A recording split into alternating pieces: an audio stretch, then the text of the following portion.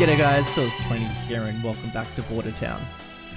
One more time I'm going to be saying that because we have one more episode left after this one and we are all wrapped up with this series, which is sort of sad but also sort of exciting. Today I'm going to be focusing on building in Las Palmas. I have to check myself whether I was saying that right. I haven't said Las Palmas for a while, but that is the city that is on the US side of the border. And the next episode, I'm going to be focusing mostly on the border. And there's, I've pretty much been setting up for that episode over the last couple of weeks, just working around this area, and which is what I'm going to be doing in this episode. So next week, we're going to be on the border and doing some work that really, really fascinates me. So stay tuned for that one. But let's not get too ahead of myself. Let's stay with what we're doing in this episode, which is working on this community that is on the other side of the tracks to the rest of the city. Now, this is an area that I am taking inspiration from in El Paso because this area I thought was quite a unique little suburb. It's really like a disjointed community from the rest of El Paso because this is like the only suburb that is on the side of the tracks in this area. So it's kind of like wedged between like an industrial area and then the border and this train line, and it's really I think it's kind of cool, and I really like it when because suburbs are so stock standard, and I really love it when there are suburbs that are just like really unique. So I wanted to do something similar in Las Palmas, but really have a focus on this train line as well that stretches between the two cities, transporting goods across the border, which I also think is really cool. So I'll be focusing on that too, and I'm actually going to be building some houses really, really close to the train line, probably like illegally close. It's probably not true to how close houses can be. Actually, to be honest, I have seen houses closer in Mumbai, and I think in Peru I've seen houses that are super close to train lines. But yeah, I think on the US, I think it's a little bit different. But I still think that this makes for a pretty cool build. So that's what I'm going to be doing in this episode. Right now I'm focusing on developing up this neighborhood, which I'm actually giving a very small area to build in. Each house actually only has a very small block. Don't know if you noticed, but there is a back alley too that I am doing a little bit of detail work on now. And I've only given these houses about 3 squares to work with. So there was only a certain amount of houses I could use that was in the same theme for El Paso, for Las Palmas, I should be saying. And I also wanted to give them a backyard too, because they are bordering onto, these yards are bordering onto this back street that I will be detailing a little bit more.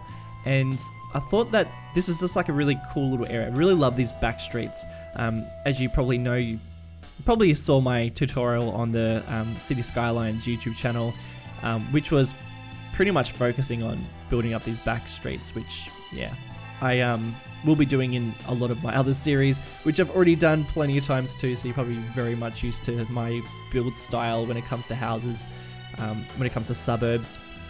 But this I had a bit of a different technique as well, and I guess a couple of different assets in my collection that I could use, which were these sheds and garages that most of them were props, so I could just search for basically garages and sheds just to put in the back of these houses, so that basically if you were living in this area, your garage would be on this back street, which I thought was quite cool, and definitely a technique I'm going to be doing a lot more of. And I'm also plopping down a whole bunch of these great props that Beard Monkey created, and definitely some trees too, because I'm always quite surprised of how much foliage is around these areas, even though they are quite deserty. I guess the only problem with these suburbs is that there's not really any grass. And now I'm working around this train line, which is going to be the focus for this episode, because like I said, I wanted there to be some really close houses, some really close industry that lie really close to this this particular train line. And I don't think that there would be very much freight traffic coming through this line because it's pretty much just going across the border. And I've also got this cargo terminal too that holds a lot of freight, but I don't think it's really used to be, I don't think it's like a cargo hub where freight's been taken off. It's mostly an area where it's just been stored, which, again, I don't think there is a lot going along around here. If you live in El Paso, please correct me if I'm wrong, but as far as I can tell, I think that the amount of cargo that is being transported across the border wouldn't be like as much as other lines, I guess, but could be wrong. Definitely could be wrong. Something that I was playing with off camera, I didn't end up including it in this video, but I was testing out the rail replacer mods that was created by Ronix. Actually, there's a whole bunch of people who were involved with creating this thing, like Simon and I think Edgy, and I think Revo also made a whole bunch of networks and all that great stuff for it too. But basically, I was testing out that mod just for Bordertown and seeing if it was going to work, but I guess because I already had a pre-existing game, save game, it was just like making a couple of issues. Well, I probably could have worked through it, but I thought, you know what, just for this one episode, I think I may as well just stick with the ugly vanilla version. Actually, it's not a bad version, but compared to that railway replacer, which is just so detailed and so nice. But yeah, I'm going to be using that mod in my next series, which is I'm still working on. I'm still chipping away at. It will be coming up pretty shortly, maybe in the next month or so. But yeah, the actual train line doesn't look that detailed or nice compared to what it could be looking like. Like I said earlier, I wanted there to be a fair bit of industry around here, so I decided making a couple of custom industrial parks, which is what I've created here. It's I just wanted to be fairly generic, and I decided to use these buildings, which I don't think is part of an industrial setting like that. I'm pretty sure it's like an educational center, like these might be classrooms or something to do with that. I might be wrong. But I thought they had a pretty cool industrial look to them. So I thought, you know, let's create some sort of potential, maybe like a storage facility, or maybe it's like some sort of like office block that's got a bit of an industrial-esque sense to it. And I thought that I'd create like a bit of a courtyard as well for it. So, or maybe it's got some sort of elements to I don't know, maybe it's got something to do with the border, because we are super close there, so maybe it's some sort of facility for that, like something to do with border patrol or something. But I'm really quite happy with how this thing turned out, and something that I'm also attempting to build is a custom car park, which is unlike anything I've really made before. I'm not really sure what I was trying to go for, to be honest. I think I wanted it to look like it was like it was almost like a custom car park for this industrial area that was built into the actual pavement rather than going for something that is asphalt. By the way, everyone always makes fun of the way I say asphalt, because it should be saying asphalt or something like that, but I'm Australian, guys. Like, this is how we say asphalt. We say it with an ash sound. But yeah, I also use quite a lot of these joint lines as well, which I think work really nicely just to make a bit of difference in the surface too. Heaps of decals I've used, which, again, going for industrial, try to crack up the surface as much as possible. Now I'm working on the other side of the train line, and wanted to work on this this suburb that was predominantly on this, I guess, a bit of a side alley that's runs adjacent to the train line.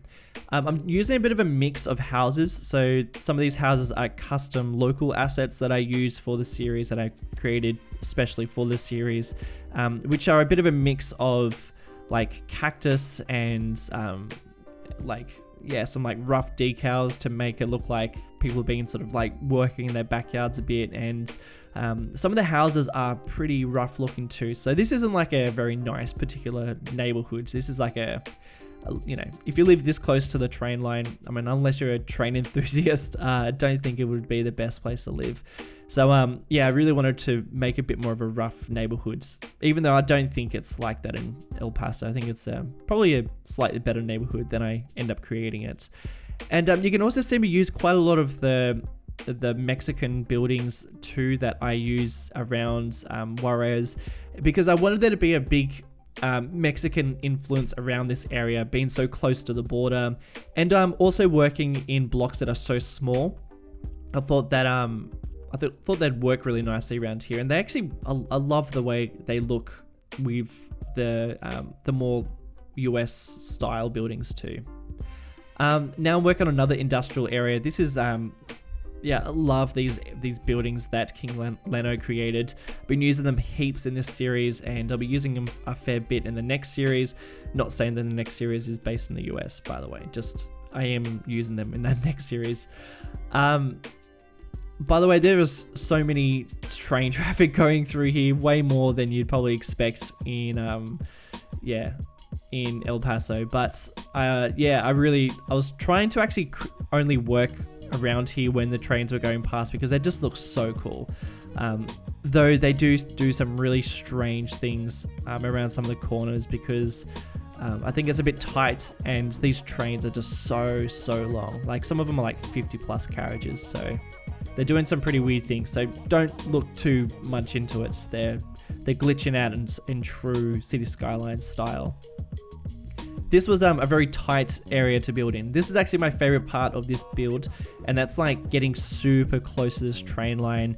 And I wanted to get really detailed, so I'm actually using a mod. I'm trying to remember the mods. I think it might be Zoom It, or I'm just gonna search for it right now. But basically, I'm using a mod that allows me to get like super close, because yeah, I really wanted to get like really good detail, and I really wanted it to be like this really big focus on this particular area. Yeah, the mod's called Zoom. It's by Kilu, and yeah, he's been creating like some really amazing mods lately that I've just been loving. So shout out to that guy. But yeah, I really wanted there to be like a real sense of closeness to this train line. So I wanted to be like pretty much as close as legally possible, if not probably a touch too close.